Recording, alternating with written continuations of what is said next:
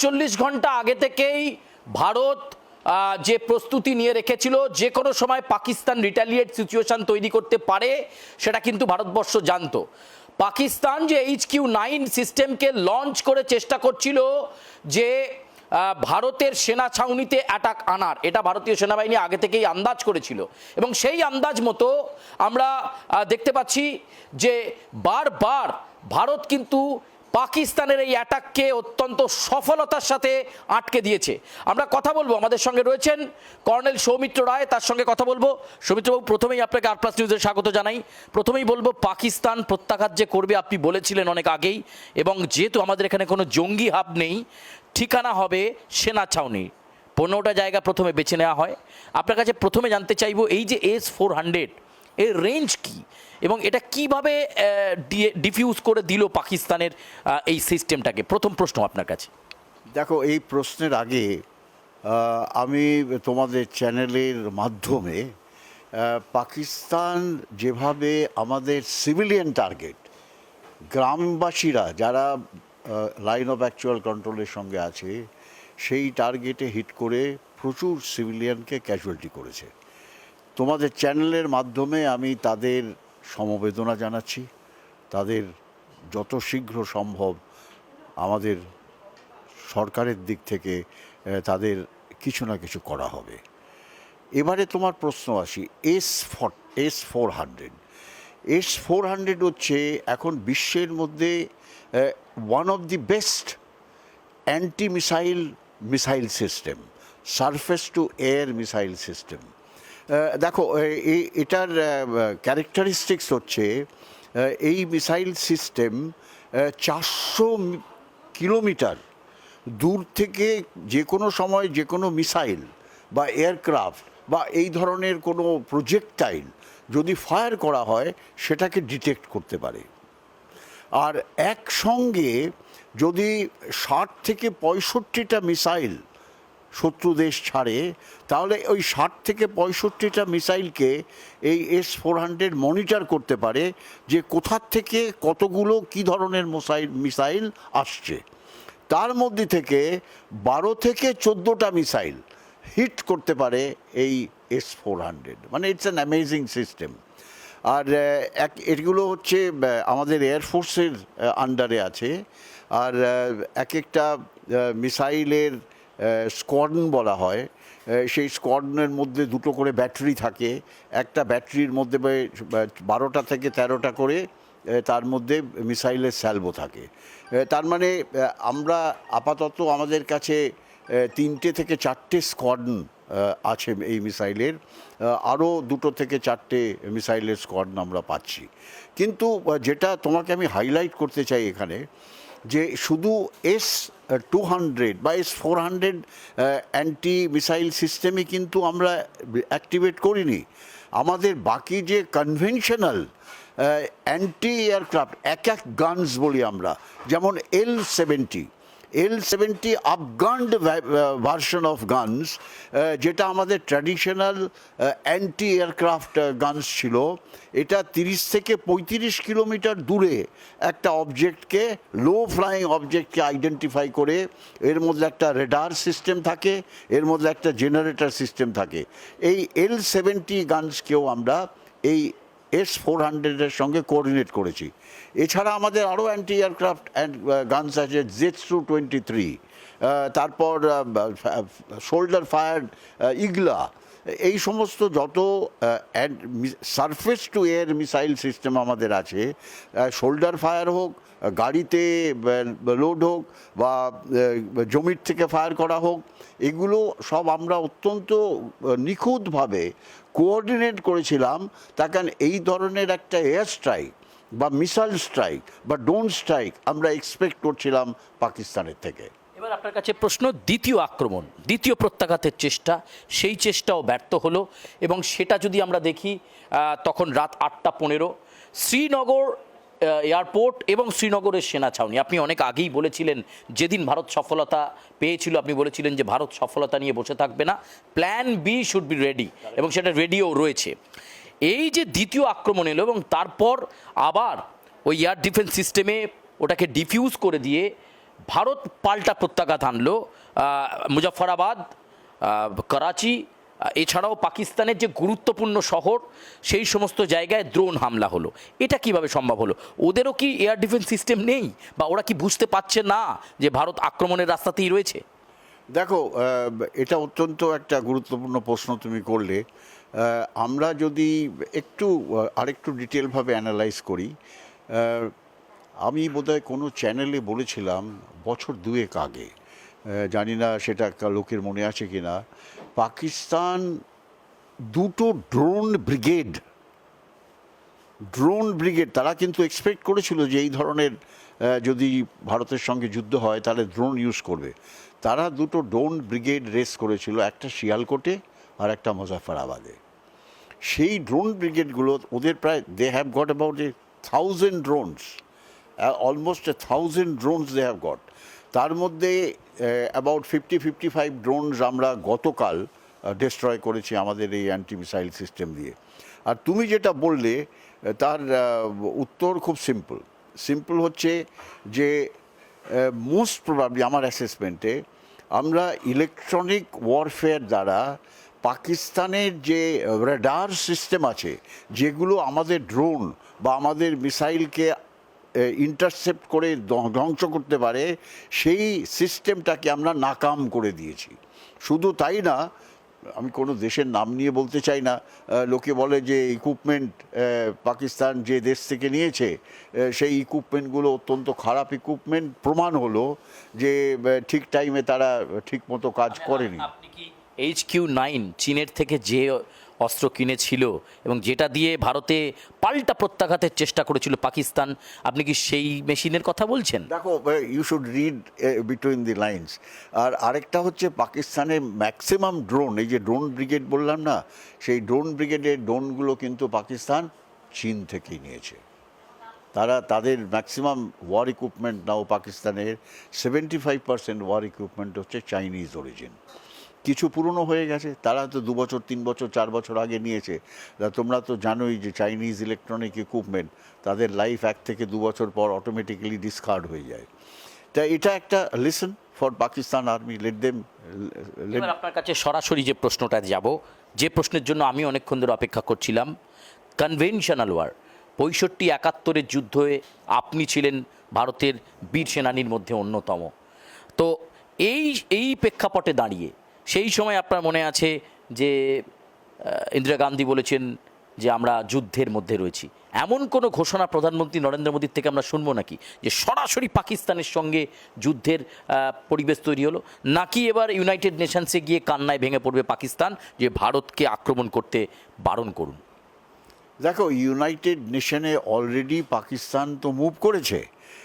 তারা already move করেছে যে ভারতবর্ষ নাকি আমরা পাকিস্তান মানে কোনোভাবেই ওই পেহেলগামের টেররিস্টের আক্রমণের সঙ্গে যুক্ত না, আর আমরা পাকিস্তানের এগেনস্টে একটা যুদ্ধের পরিবেশ তৈরি করে যুদ্ধ ঘোষণা করব।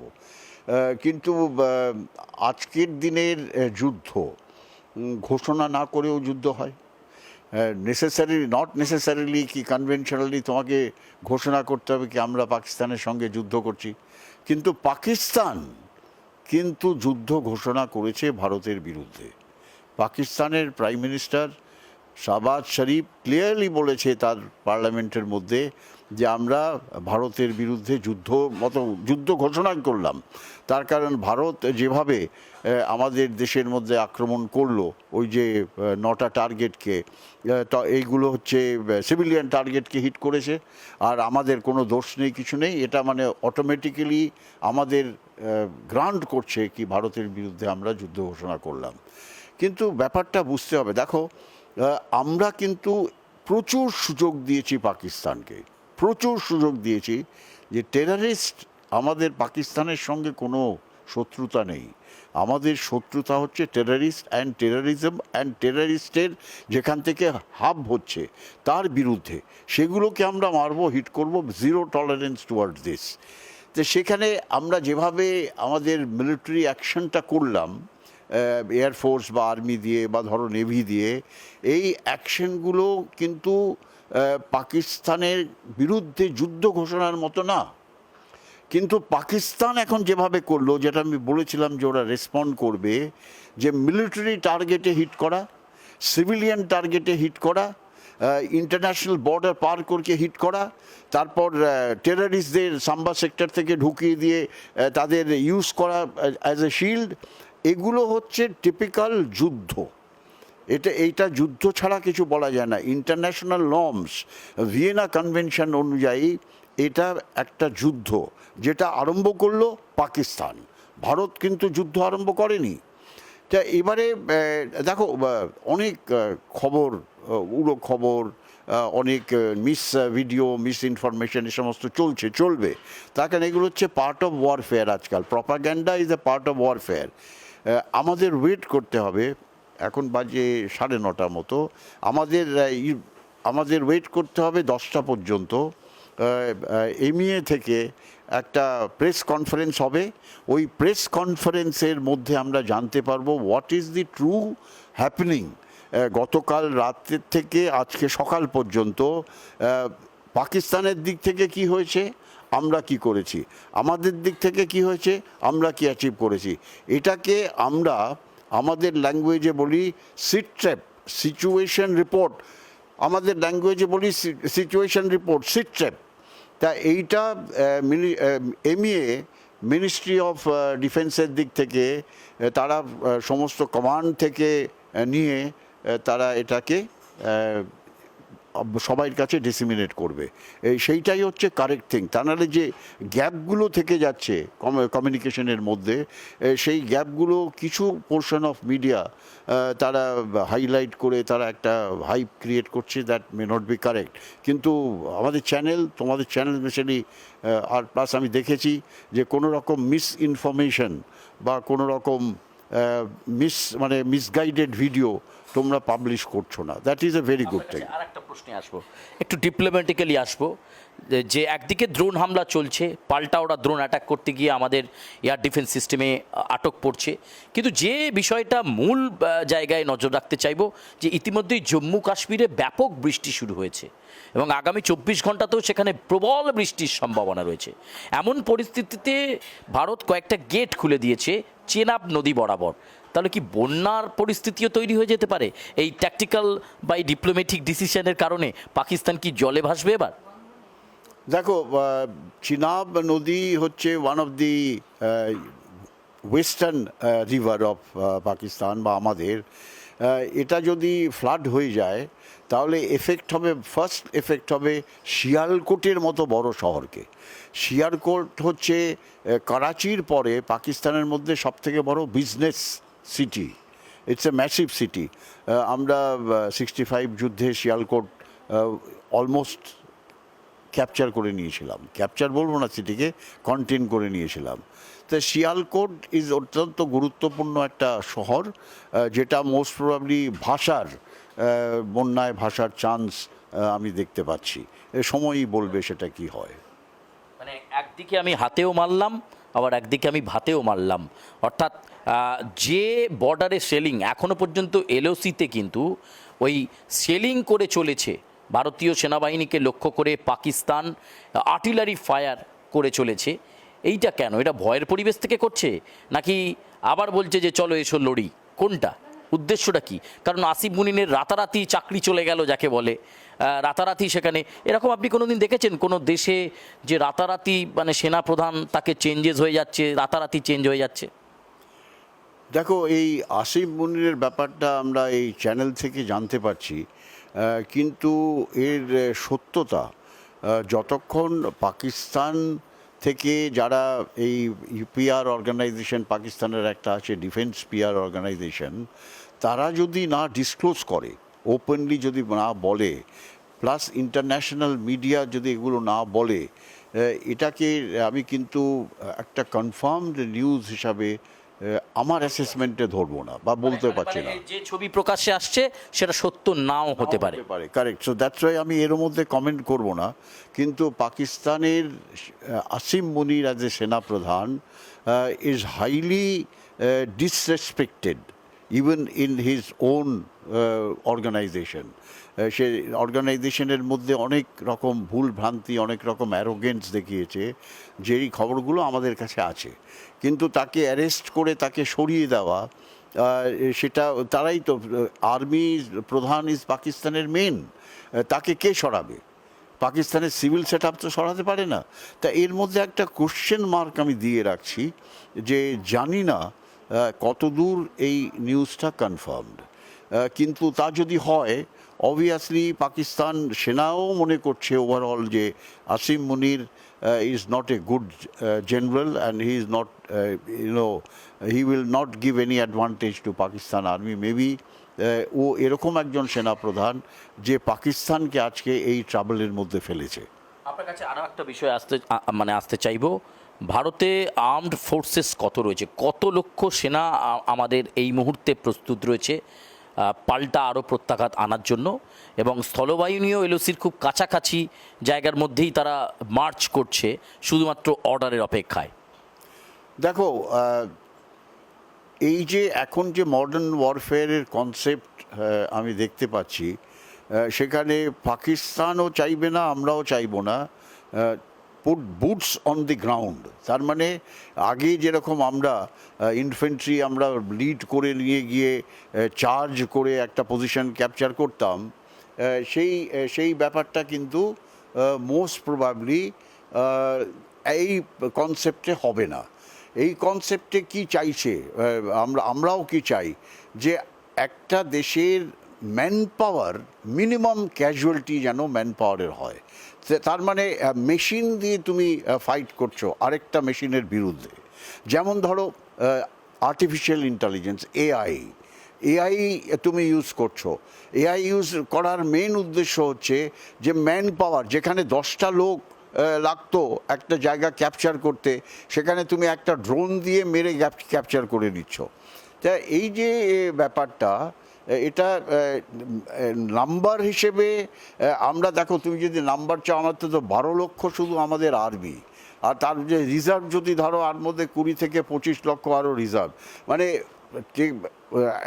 স্ট্রেংথ ওয়াইজ আমরা পাকিস্তানের থেকে অনেক অনেক আগে। কিন্তু that is not the issue.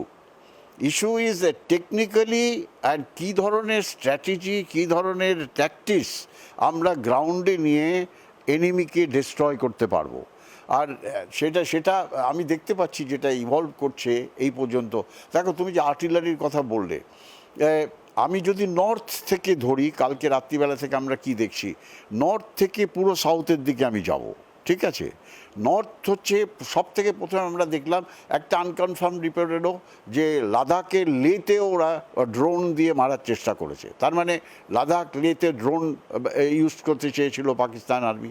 তারপর আরেকটু আমরা সাউথে চলে আসি, সাউথে এসে নীলম ভ্যালিতে একটা ম্যাসিভ তারা আর্টিলারি ফায়ার আমাদের ওপরে করছিল, আর আমরাও আর্টিলারি ফায়ার তাদের ওপরে করছিলাম। কিন্তু Pakistan that way, Pakistan army is very